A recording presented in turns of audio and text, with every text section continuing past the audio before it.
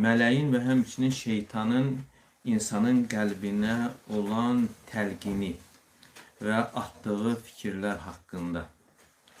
Abdullah ibn Məsud radiyallahu anhudan gələn rivayətdə deyir ki, qal Rasulullah sallallahu aleyhi və səlləm Mə minkum min əhədin illə və qad vukkilə bihi qarinuhu minəl cinni və qarinuhu minəl mələikə. Allah Resulü sallallahu aleyhi və səlləm belə buyurmuşdur. Yəni sizdən elə bir kimsə yoxdur ki, ona cinlərdən və mələklərdən olan yoldaşı müvəkkəl olmasın. Yəni hər bir insanın cinlərdən və mələklərdən olan yoldaşı vardır. Yəni daima onun yanında olan. Qalu və iyyəkə ya Rasulallah və deyirlər ki, sənin də yəni cinlərdən olan qarinin, yoldaşın varmı? Qalə və iyyəyə illə ənəlləhə ə'anəni aleyhi fə əsləmə fələ yə'muruni illə bi xeyrin. Deyir, hətta mənim də vardır. Sadəcə Allah Teala ona qarşı, o şeytana, cinə qarşı mənə yardım etmiş, o təslim olmuşdur. Mənə yalnız xeyri əmr edir. Hədis Müslimdə keçir. Və digər hədis isə Ayşə radiyallahu anhədən rivayət olunur. Ənə Rasulullah sallallahu aleyhi və səlləmə xaracə min indihə leylən. Yəni Peyğəmbər sallallahu aleyhi və səlləm onun yanından gecə vaxtı çıxır. Qalət fəğirtu aleyhi fəcəə fəra'a mə asna'u. Və deyir ki, mən ona qısqandım. Yəni Ayşə radiyallahu anhə deyir ki, mən Peyğəmbər sallallahu aleyhi və səlləm qısqandım. Fəcəə fəra'a mə asna' və gələrək mənim nə etdiyimi gördü.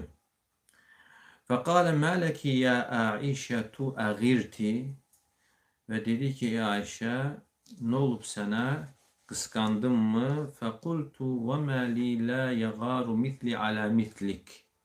Və mən də dedim ki, necə mənim kimisi sənin kimisinə qısqanmasın.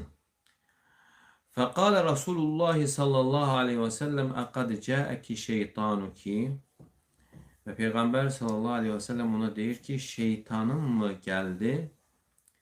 Qalət ya Rasulallah əvə mə'yə şeytan. Deyir ki, ey Allahın Rasulü, mənimlə şeytan mı var? Qalə nəam, deyir ki, bəli. Qultu və mə'ə kulli insan. Və sonra sual verir ki, hər insanla yanaşı şeytan mı var? Qalə nəam, deyir ki, bəli. Qultu və mə'əkə ya Rasulallah. Deyir ki, bəs səninlə də o şeytan var mı? Qalə nəam, deyir ki, bəli. Və lakin Rabbi ə'anəni aleyhi həttə əsləmə. Lakin Rəbbim ona qarşı mənə yardım etmişdir, o təslim olmuşdur. Əsləmə bir mənası müsəlman olmuşdur, amma digər mənası təslim olmuş, yalnız mənə xeyri təlqin edir. Abdullah ibn Məsud radiyallahu anhudan gələn rivayətdə deyir ki, qal Rasulullah sallallahu aleyhi və səlləm, Peyğəmbər sallallahu aleyhi və səlləm belə buyurdu. İnnə liş-şeytani ləmmətən bibni Ədəmə və lil-mələki ləmmə.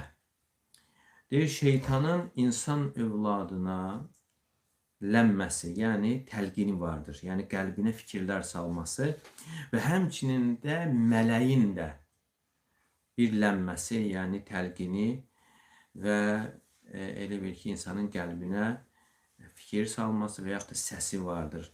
Ləmmətü şeytan fəi'adun bişşərri və təkzibun bilhaqqi.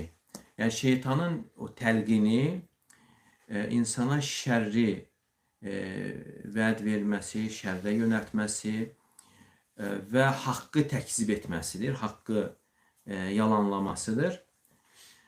Və əmmə ləmmətul mələki və mələyin səsinə gəldikdə isə fəi'adun bil xeyr və təsdiqun bil haqq. Yəni insana xeyri vəd verməsi və haqqı təsdiq etməsidir. Fəmən vəcədə zəlikə fəliyələm ənəhu minəllah. Ya eğer bir insan özünde bunu görərsə, bilsin ki, bu Allah'tandır. Felyahmedillâhe ve buna göre Allah həmd eləsin. Və men vecedel uxra, kim başqasını görərsə, hiss edərsə, felyetəavvəz billahi mineşşeytanirracim, qovulmuş şeytanın şərrindən Allah'a sığınsın. Thumme qara'a, sonra Allah Peygamber sallallahu aleyhi ve sellem Bekara suresi 268. ayəni oxuyur. Eşşeytanu ya'idukumul faqra ve ya'murukum bil fahşa. Yani şeytan sizi kasıblıqla qorxudur və sizə fihuş işləri, çirkin əməlləri əmr edir.